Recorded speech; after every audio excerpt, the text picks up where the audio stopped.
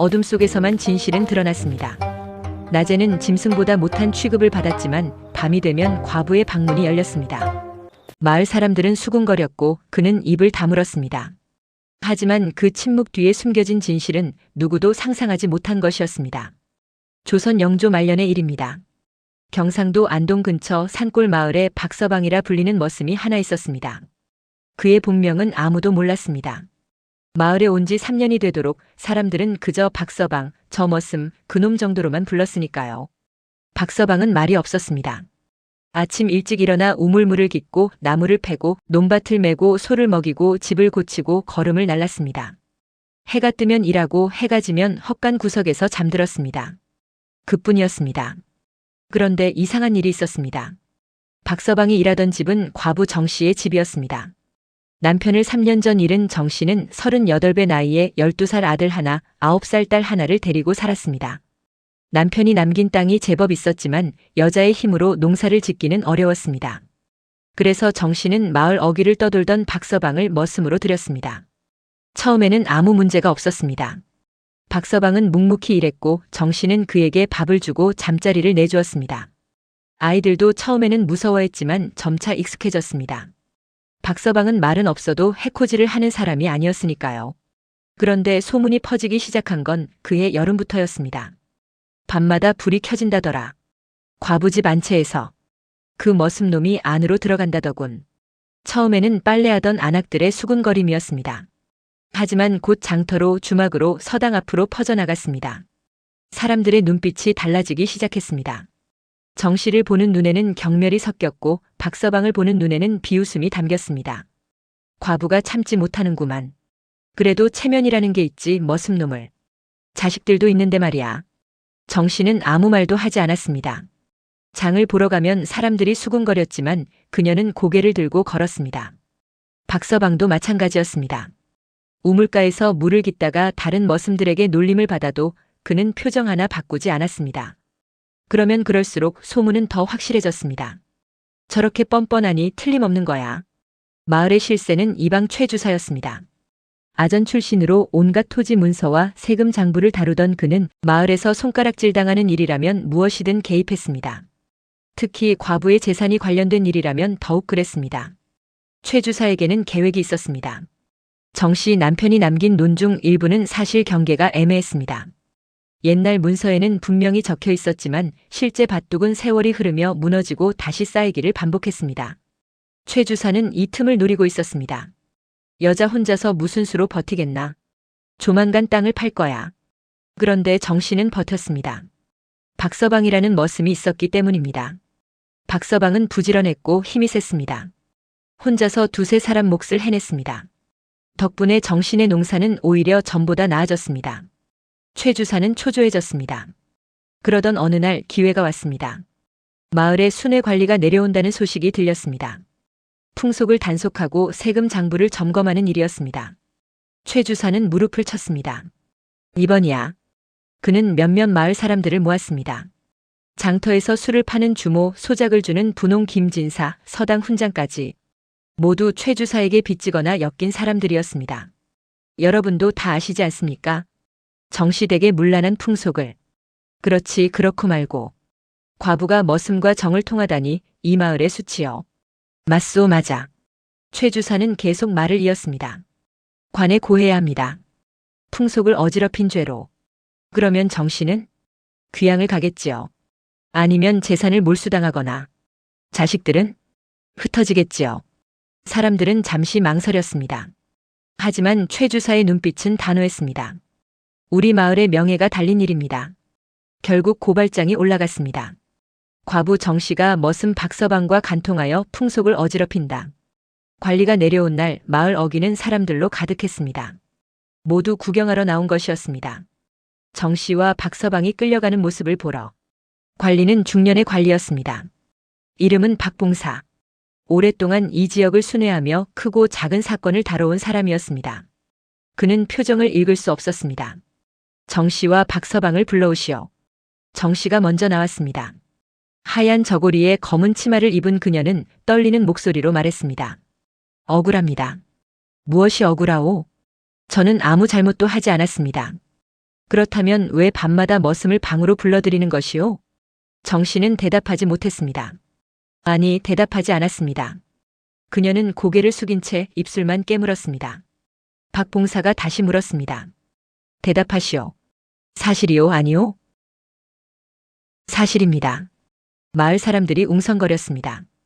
인정했다는 것이었습니다. 최 주사는 속으로 쾌재를 불렀습니다.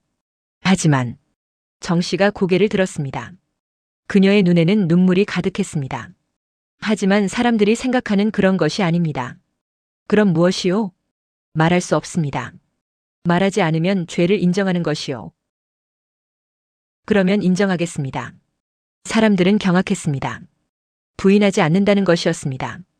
최 주사는 웃음을 참았습니다. 박 봉사는 고개를 끄덕이며 말했습니다.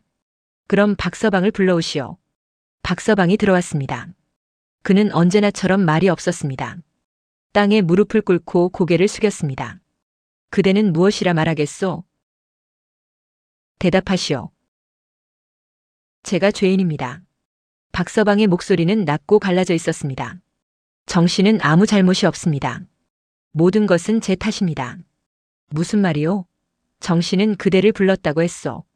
제가 강요했습니다. 정 씨가 소리쳤습니다. 아닙니다. 그건 거짓말입니다.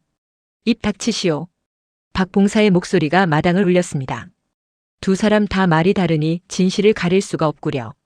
그는 잠시 생각하다가 말했습니다. 아이들을 불러오시오.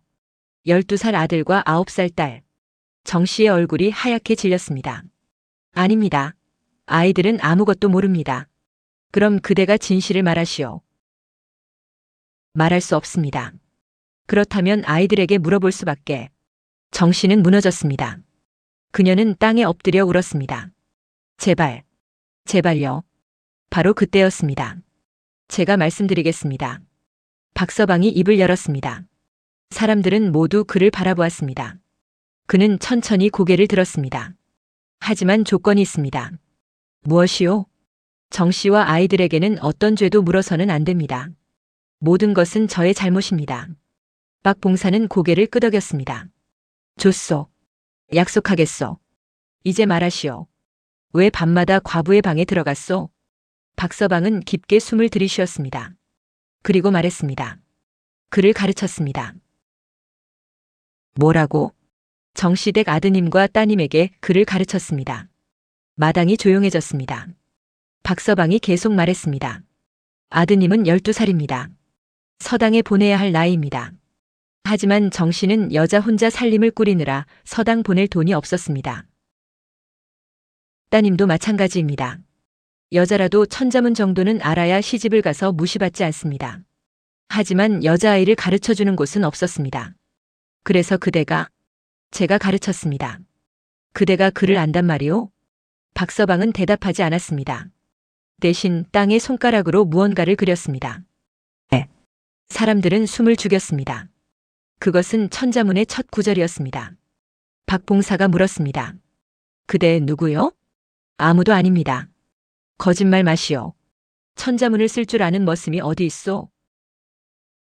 옛날 이야기입니다. 박서방의 목소리가 떨렸습니다. 저도 옛날에는 글을 읽었습니다.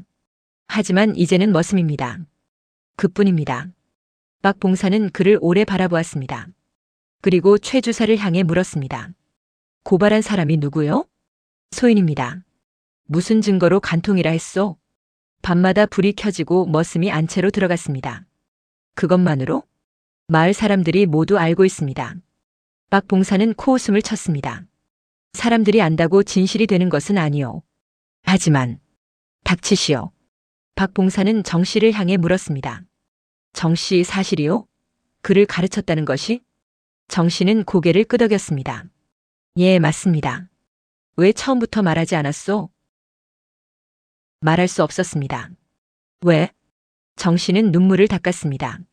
박서방님은 저희 집 머슴입니다. 머슴이 양반 자제들이나 배우는 글을 가르친다는 것이 알려지면 그대와 아이들이 더 손가락질을 받겠구려. 네. 그래서 차라리 오해를 받기로 한 것이오? 네. 박봉사는 한숨을 쉬었습니다. 어리석은 일이요. 하지만 그 마음은 알겠소. 그는 박서방을 다시 바라보았습니다. 그대는 왜 그런 일을 했소? 오해받을 것을 알면서. 박서방은 오랫동안 침묵했습니다. 그리고 작은 목소리로 말했습니다. 제게도 옛날에 자식이 있었습니다. 아들 하나, 딸 하나. 그의 목소리가 갈라졌습니다. 하지만 제가 글만 읽고 세상 물정을 몰랐습니다. 장사를 시작했다가 빚을 졌고 집도 땅도 모두 잃었습니다. 아내는 병으로 죽었고 아이들은 노비로 팔려갔습니다. 마당이 숨을 죽였습니다. 제가 무능해서, 제가 어리석어서 제 자식들은 글 한자 배우지 못하고 흩어졌습니다. 박서방은 고개를 들었습니다. 그의 눈에는 눈물이 가득했습니다. 그래서 저는 맹세했습니다. 다시는 글을 읽지 않겠다고. 다시는 쓸데없는 꿈을 꾸지 않겠다고. 하지만 그대는 다시 글을 가르쳤소. 아이들을 보니 제 자식들이 보였습니다. 박서방의 목소리는 떨렸습니다. 12살 아들은 제 아들과 같은 나이였습니다. 9살 딸은 제 딸과 같은 나이였습니다. 그 아이들이 글을 배우지 못하고 자란다는 것이 견딜 수가 없었습니다. 그래서 밤마다 일을 마치고 아이들에게 글을 가르쳤습니다. 낮에는 안 됩니다. 마을 사람들이 볼 테니까요. 그래서 밤에 몰래 가르쳤습니다. 박서방은 고개를 숙였습니다. 하지만 제 욕심이 과부님을 욕되게 했습니다. 이 모든 것은 제 잘못입니다. 박봉사는 오랫동안 아무 말도 하지 않았습니다. 그리고 천천히 입을 열었습니다. 이 사건은 무고로 판결하겠소. 최 주사가 소리쳤습니다. 말이 되지 않습니다. 밤마다 남자가 과부의 방에 드는데. 닥치시오. 박봉사의 목소리가 벼락처럼 떨어졌습니다. 그를 가르치는 것이 죄요? 자식을 위한 어미의 마음이 죄요? 하지만 풍속이란 것은 사람을 지키라고 있는 것이지 사람을 짓밟으라고 있는 것이 아니오. 박봉사는 마을 사람들을 둘러보았습니다. 그대들은 무엇을 보았소? 밤에 불 켜진 것? 남자가 안채로 들어간 것? 그것만 보고 사람을 죄인으로 만들었소? 더러운 것은 그들이 아니오. 그대들의 눈이요. 그대들의 마음이요. 사람들은 고개를 숙였습니다. 박봉사는 정씨에게 말했습니다. 정씨, 그대는 잘못이 없어. 떳떳하게 사시오. 감사합니다. 그리고 박서방. 네. 그대는 훌륭한 스승이요. 박서방은 대답하지 못했습니다. 그는 그저 땅에 엎드려 소리 없이 울었습니다. 박봉사가 떠난 후 마을은 조용해졌습니다. 하지만 소문은 사라지지 않았습니다. 아니, 오히려 더 커졌습니다. 이번에는 다른 종류의 소문이었습니다. 박서방이 글을 가르쳤대. 머슴 주제에 천자문을 안다더군. 원래는 양반이었나 봐. 사람들의 시선은 여전히 차갑게 식지 않았습니다. 정씨를 보는 눈에는 여전히 의심이 섞여 있었고 박서방을 보는 눈에는 경계가 담겨 있었습니다. 하지만 정씨는 개의치 않았습니다. 박서방도 마찬가지였습니다. 밤이 되면 여전히 정씨네 집 안채에 불이 켜졌습니다. 그리고 박서방은 여전히 그 방에 들어갔습니다. 다만 이제는 아무도 함부로 말하지 못했습니다. 관에서 무고라고 판결했으니까요. 그렇게 1년이 흘렀습니다. 정신의 아들 이름은 서기가 13살이 되었습니다. 서기는 이제 사서 삼경의 기초를 읽을 줄 알았습니다. 따님인 보기도 천자문을 다 뗐습니다. 박서방은 여전히 낮에는 일했고 밤에는 가르쳤습니다. 어느 날이었습니다. 마을에 과거 시험 소식이 들렸습니다. 소가 초시가 열린다는 것이었습니다. 서기 또래의 아이들은 모두 부모와 함께 시험 준비를 했습니다. 정씨는 걱정이 태산 같았습니다. 서기를 보낼 수 있을까요? 박서방에게 물었을 때 그는 고개를 저었습니다. 아직 이릅니다. 한 해만 더 배워야 합니다. 하지만 시험은 내년에도 있습니다. 조급하게 보내면 실패만 맛볼 뿐입니다. 정씨는 고개를 끄덕였습니다. 그녀는 박서방을 믿었습니다. 하지만 마을 사람들은 또 수군거렸습니다. 정신의 아들은 안 보내나? 글을 배웠다며? 머슴한테 배워서 그렇지. 제대로 배운 게 아닐 거야. 서기도 그 소문을 들었습니다. 아이는 속이 상했습니다. 어머니, 저도 시험 보고 싶어요. 서가, 박서방님 말씀을 들어야 한다. 하지만 다른 애들은 다 봐요. 서가. 정씨는 아들의 손을 잡았습니다. 조급하면 안 된다. 제대로 배워서 제대로 보는 것이 중요하단다. 서기는 입술을 깨물었지만 결국 고개를 끄덕였습니다. 그날 밤 박서방은 서기에게 물었습니다. 시험 보고 싶으냐? 네. 왜? 서기는 한참을 생각했습니다. 다른 애들이 저를 무시해요. 머슴한테 배웠다고. 그래서 제대로 배웠다는 것을 보여주고 싶어요. 박서방은 고개를 끄덕였습니다. 좋은 마음이다. 하지만, 예? 복수를 위해서 공부하면 안 된다. 예? 공부는 다른 사람을 이기려고 하는 것이 아니다. 자신을 키우려고 하는 것이다. 박서방은 서기의 어깨에 손을 얹었습니다. 내가 진짜 훌륭한 사람이 되면 사람들은 저절로 인정할 것이다. 조급하게 증명하려 하지 마라. 서기는 울컥했습니다. 하지만 어머니가 손가락질 받는 것이 싫어요. 박서방님도요. 사람들이 무시하는 게 싫어요. 박서방은 한참을 아무 말도 하지 않았습니다. 그리고 천천히 입을 열었습니다. 서가, 세상에는 두 가지 사람이 있다. 예? 입으로 떠드는 사람과 행동으로 보여주는 사람. 입으로 떠드는 사람은 많다. 하지만 행동으로 보여주는 사람은 적다. 너는 어떤 사람이 되고 싶으냐? 서기는 눈물을 닦았습니다. 행동으로 보여주고 싶어요. 그렇다면 지금은 참고 배워라. 내 때가 올 것이다. 그날 밤부터 서기는 더 열심히 공부했습니다. 그리고 1년이 흘렀습니다. 서기가 14살이 되던 해였습니다. 다시 소가 초시가 열렸습니다. 이번에는 박서방이 말했습니다. 이제 보내도 되겠습니다. 정씨는 눈물을 글썽였습니다. 정말요? 네. 서기는 준비가 되었습니다. 시험 보러 가는 날 마을 사람들이 모두 나왔습니다. 구경하려는 것이었습니다. 정신의 아들이 과거본데 머슴한테 배워서 뭘 하겠어. 창피만 당하고 올 텐데. 서기는 그 말들을 들었지만 흔들리지 않았습니다. 박서방의 말을 기억했으니까요. 행동으로 보여주는 사람이 되어라. 시험장은 안동 읍내에 있었습니다. 정씨와 박서방이 함께 따라갔습니다. 시험장 앞에는 수많은 아이들과 부모들이 있었습니다. 모두 양반 집안의 자제들이었습니다. 비단 옷을 입고 하인들을 거느린 아이들도 있었습니다. 서기는 낡은 무명옷을 입고 있었습니다. 어떤 아이가 서기를 보고 코웃음을 쳤습니다. 저런 놈도 시험을 보나? 상놈 같은데. 글이나 읽을까? 서기는 주먹을 쥐었지만 참았습니다. 시험이 시작되었습니다. 문제는 사서 삼경 중에서 나왔습니다. 서기는 차분하게 답안을 적어 내려갔습니다. 박서방이 가르쳐준 대로 한 글자 한 글자 정성스럽게 썼습니다. 시험이 끝났습니다. 결과는 열흘 후에 발표되었습니다. 그 열흘 동안 마을 사람들은 계속 수군거렸습니다. 서기가 떨어질 거야. 머슴한테 배운 게 어디 제대로 되겠어. 정씨가 헛고생했지. 정씨는 불안했지만 박서방은 침착했습니다. 서기는 잘했습니다. 걱정하지 마십시오. 정말로요? 네. 제가 가르친 제자를 믿습니다. 결과 발표일이 되었습니다. 마을 사람들이 모두 모였습니다. 구경하러 온 것이었습니다.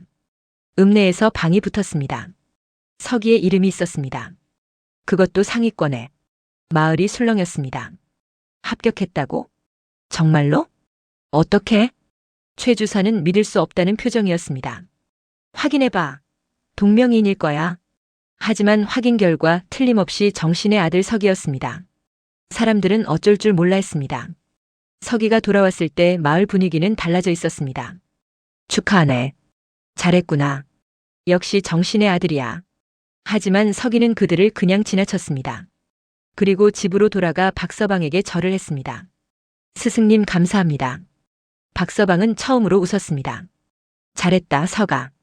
그날 밤 정씨는 박서방에게 물었습니다. 어떻게 그렇게 잘 가르치셨어요? 박서방은 창밖을 바라보았습니다. 제가 제 자식들에게 해주지 못한 것을 해준 것뿐입니다. 고맙습니다. 아닙니다. 제가 더 고맙습니다. 왜요?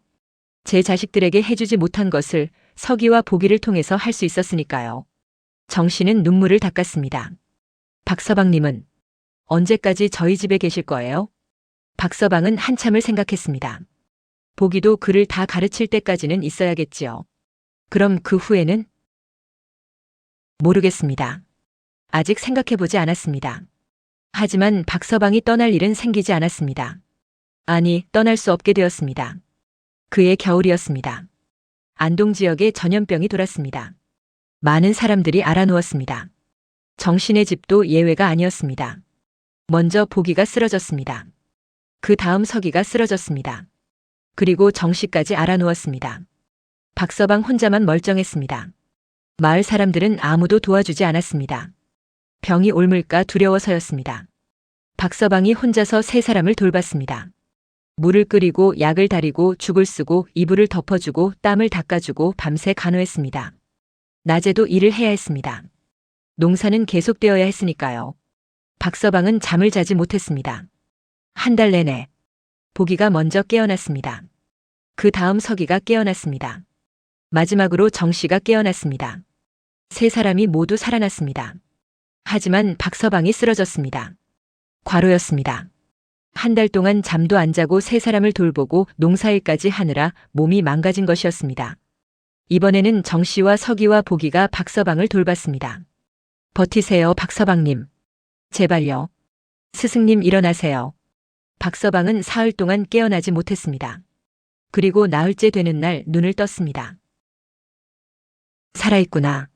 박서방의 첫마디였습니다. 정씨는 울었습니다. 당연하죠. 당연히 살아있어야죠. 박서방은 힘없이 웃었습니다. 다행이군요. 박서방님이야말로요. 정신 차리세요. 알겠습니다. 박서방은 천천히 회복되었습니다. 정씨와 아이들이 극진히 간호했기 때문이었습니다. 한 달 후 박서방은 다시 일어날 수 있었습니다.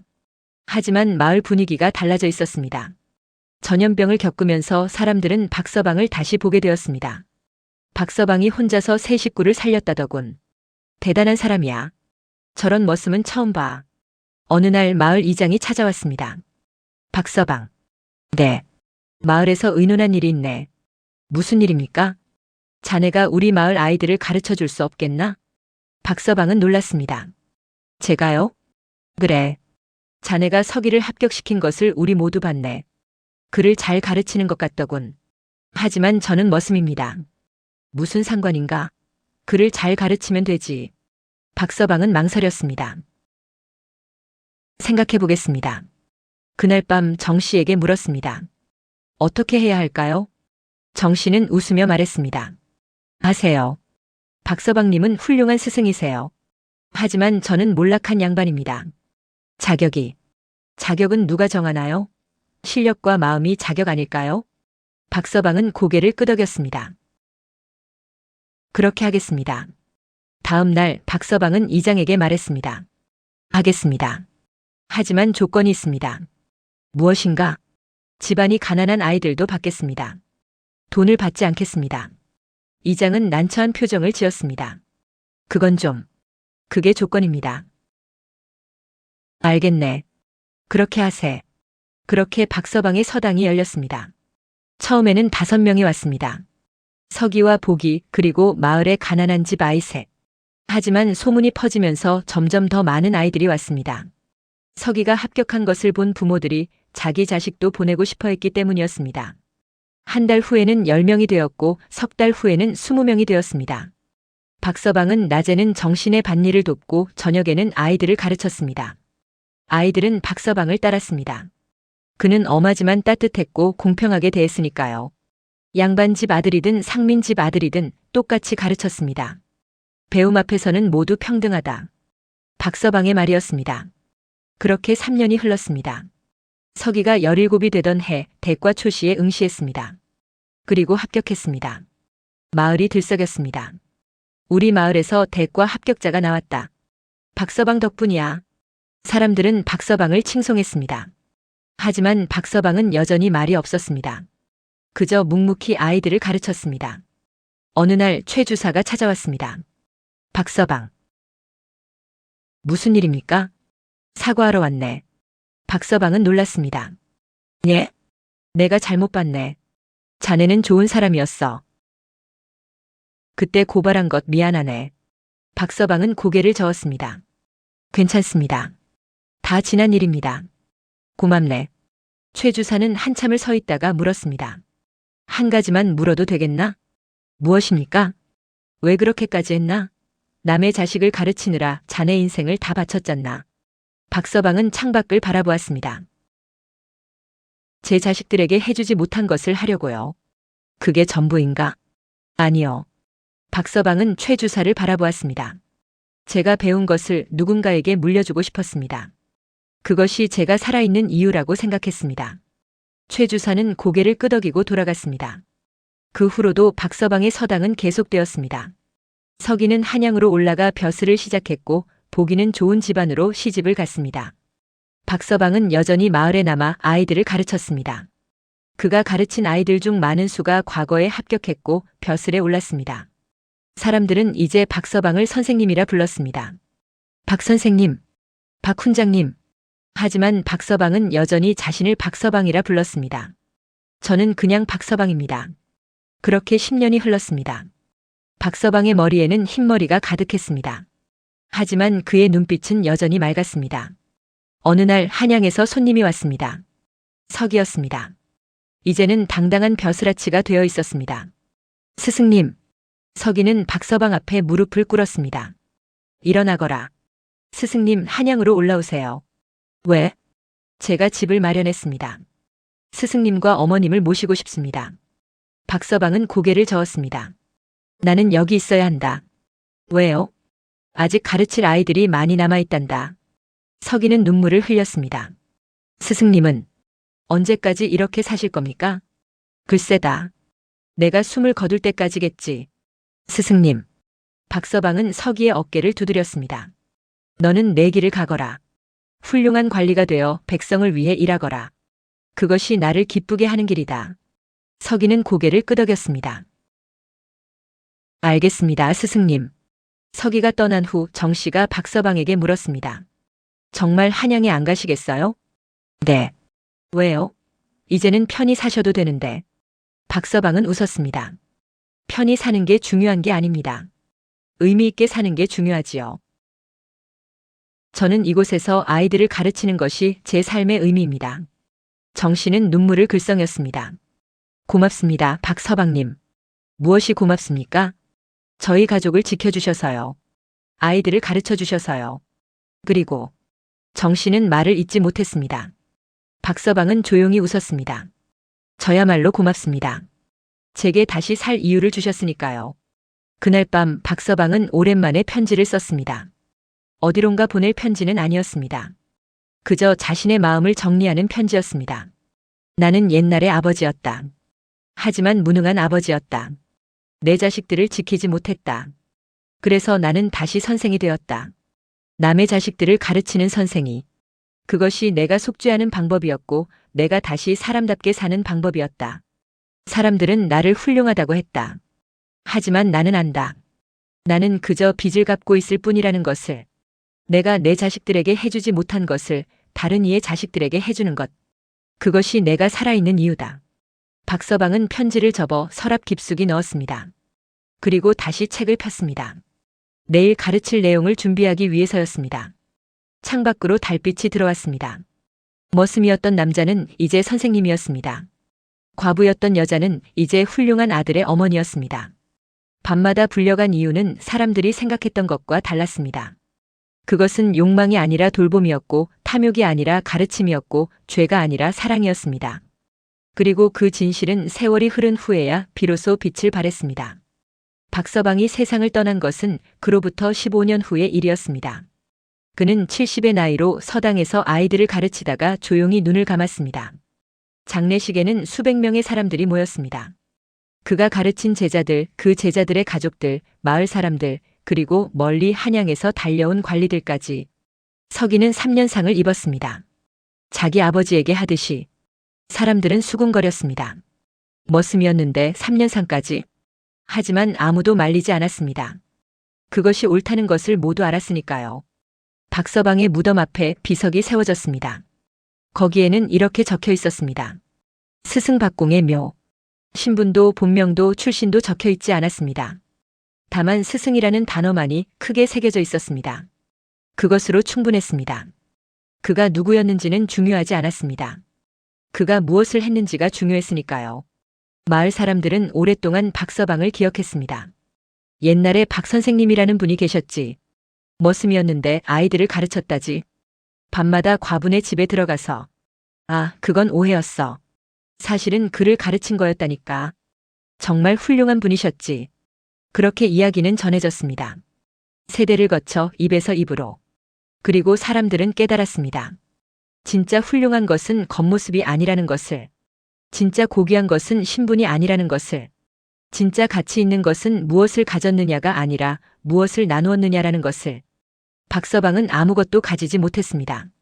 하지만 그는 모든 것을 나누었습니다. 자신의 지식을, 자신의 시간을, 자신의 삶을. 그리고 그것이 그를 진정한 스승으로 만들었습니다. 사람들은 겉으로 드러난 것만 봅니다. 밤에 불 켜진 것, 남자가 과부의 방에 들어간 것. 하지만 진실은 그 너머에 있습니다. 돌봄이 있고 가르침이 있고 희생이 있습니다. 세상은 빠르게 판단합니다. 하지만 진실은 천천히 드러납니다. 그러니 함부로 판단하지 마십시오. 겉모습만 보고 사람을 정하지 마십시오. 진실을 알기 전까지는 침묵하는 것이 지혜입니다. 그리고 기억하십시오. 진짜 훌륭한 사람은 소문으로 만들어지는 것이 아닙니다. 행동으로 증명되는 것입니다. 박서방처럼 밤마다 불려간 진짜 이유는 욕망이 아니라 사랑이었습니다. 탐욕이 아니라 돌봄이었습니다. 죄가 아니라 덕이었습니다. 그리고 그 진실은 세월이 흘러도 빛을 잃지 않았습니다.